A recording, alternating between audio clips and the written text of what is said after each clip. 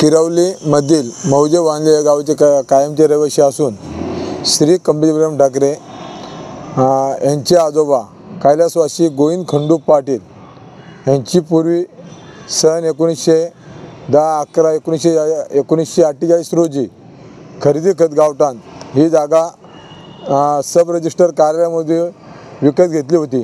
त्या जागेमध्ये सदर्व 2013-14 मध्ये PWD कार्यालय यांनी सार्वजनिक बांधकाम विभाग यांनी तो रस्ता टाकलेला आहे असे ग्रामविकास अधिकारी व ग्रामसेवक सरपंच असे म्हणाले व गावातील मराठी समाजातील ग्रामस्थ श्री मारुती पांडुरंग ठाकरे व इतर 31 जण हे पण म्हणतात हा रस्ता PWD ने केलेला आहे।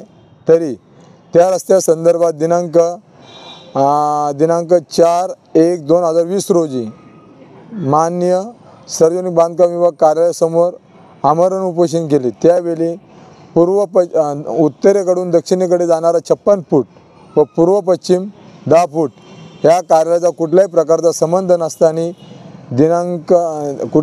संबंध नसताना मान्य प्रशिक्षक अधिकारी आणि ग्रामविकास अधिकारी यांनी आम्हाला जाणून बुजून या जागेसंदर्भात वारंवार नोटिशी काढून त्या नोटिशींचं आम्ही उत्तर देऊन सुद्धा पण दिनांक 10/3/2024 दिनांक 13/8/2024 या सगळ्या अर्जांची कुठली शहानिशा न करता व 28/10/2000 रोजी मान्य सर्व अधिकाऱ्यांना आम्ही पेपर नोटीस देऊन कागदपत्र जोडून सुद्धाही दिनांक 5/11/2024 जो आमच्या जागेमध्ये किंवा आमच्या ओढलोप्रती जागेमध्ये जो आम्ही बांधकाम केलेला होता हे बांधकाम मान्य प्रशिक्षक अधिकारी व ग्रामविकास अधिकारी यांना मी ज्या विचारलं मला ऑर्डर दाखवा तर मला ऑर्डर न दाखवता ग्रामविकास अधिकारी ही जागेवरून पळून गेली।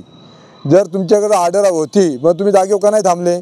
जसा आमचा जो जागेवरचा मटेरियल नेलेला आहे तो तसा लावून देण्यात यावा तरच आम्ही उपोषण मागे घेऊ, नाहीतर आत्मदहनाचा इशारा देण्यात येईल।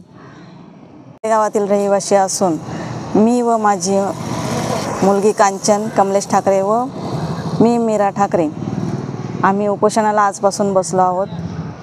आमची मागणी एकच की हा जो आमच्यावर झालेला रोड संदर्भात अन्याय आहे तो दूर व्हावा व आम्ही जो अडवलेला होता कठड्याचा माल तो या अधिकाऱ्यांनी जसा होता तसा लावून द्यावा व तो रोड पूर्ण सील करावा एकतर, नाहीतर भूमी अभिलेख अधिकाऱ्यांनी त्या जागेची मोजणी करून द्यावी।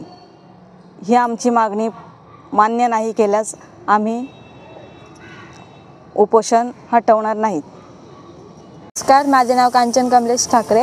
अनुक्रमांक 310 मध्ये अंगणवाडी ते जनार्दन गंगाराम मिसाळ यांच्या घरापर्यंत जो रस्ता झाला आहे त्या रस्त्याबद्दल कोणताही ठोस पुरावा नसताना किंवा त्या रस्त्याचे इस्टिमेट प्लॅन व्हॅल्युएशन उपलब्ध नसताना नमुना नंबर 23 मध्ये त्याची जी नोंद केली आहे ती कोणत्या आधारे केली आहे त्याचा ठोस पुरावा द्यावा, अन्यथा त्या रस्त्याची नोंद रद्द करण्यात यावी। तो रस्ता कोणत्या शासनाच्या योजनेतून झाला आहे त्याची पूर्ण माहिती आम्हालाच द्यावी। आपलं कर्जत न्यूज चॅनलला लाईक, शेअर आणि सबस्क्राईब करायला विसरू नका।